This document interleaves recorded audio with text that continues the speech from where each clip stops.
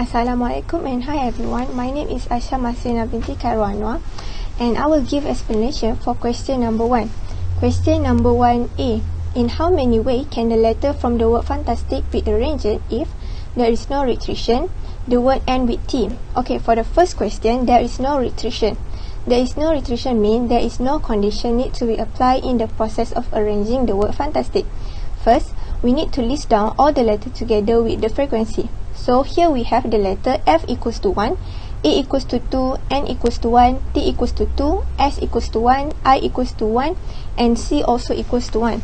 Altogether, we will have 9. So N equals to 9.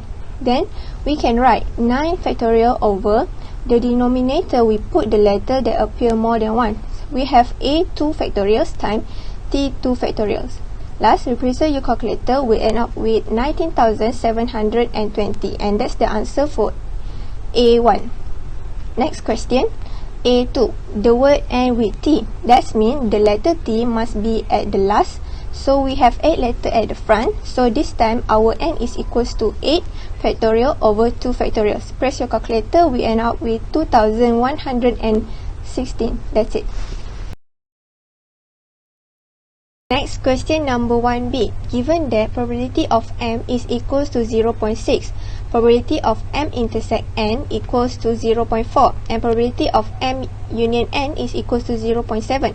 Calculate probability of N. By using formula additive rule, probability of A union B equals to probability of A plus probability of B minus probability of A intersect B, so that we can modify the formula to find the probability of N. So we just substitute the value from the case study into the formula additive rule. Then we have 0.7 plus 0.4 minus with 0.6, and we end up with 0.5. Question number 2. Find the probability of M prime intersect N prime.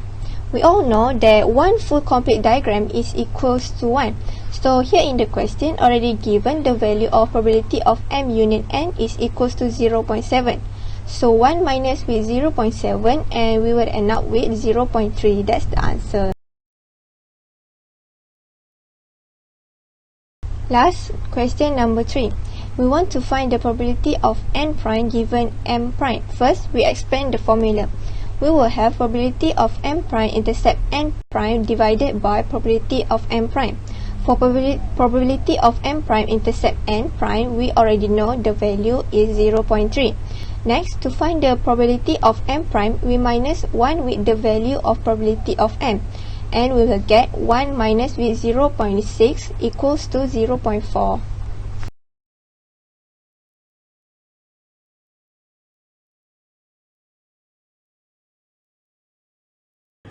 Assalamualaikum and hi, my name is Muhammad Shafi bin Karudin. My ID student is 2020482604.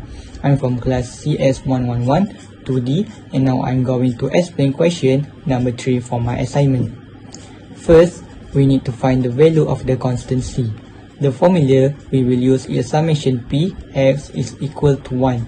So we just need to change the x value like in the question and plus all of it and equal it to 1s.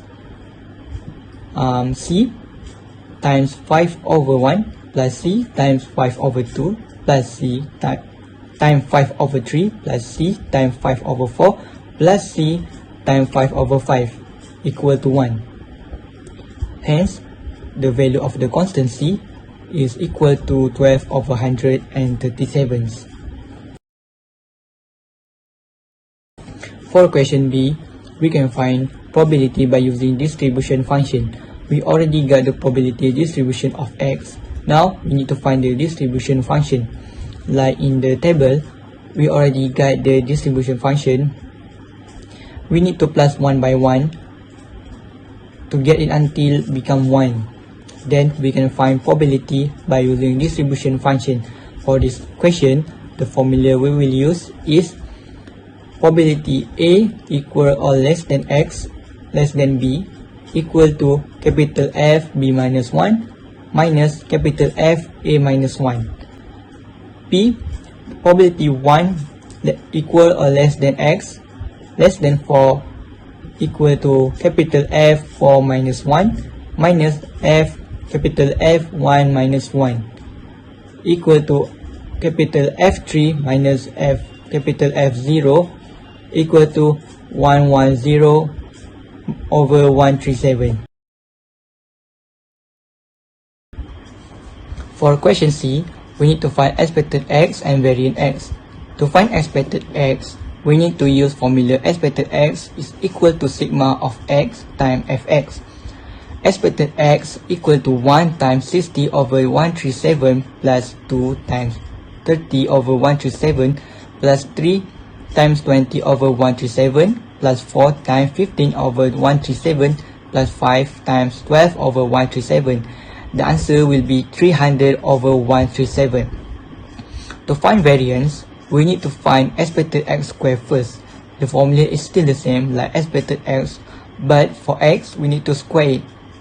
So, expected x squared equal to 1 the power of 2 times 60 over 137 plus 2 the power of 2 times 30 over 137 plus t the power of 2 times 20 over 137 plus 4 the power of 2 times 15 over 137 plus 5 the power of 2 times 12 over 137.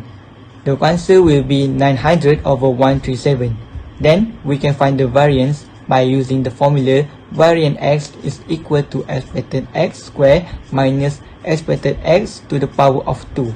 Variance is equal to 900 over 137 minus 300 over 137 the power of 2 equal to 1.7742. For the last question D, we need to find expected 2x to the power of 2 minus 2x plus 3. So it will be equal to 2 expected x squared minus 2 expected x plus expected 3.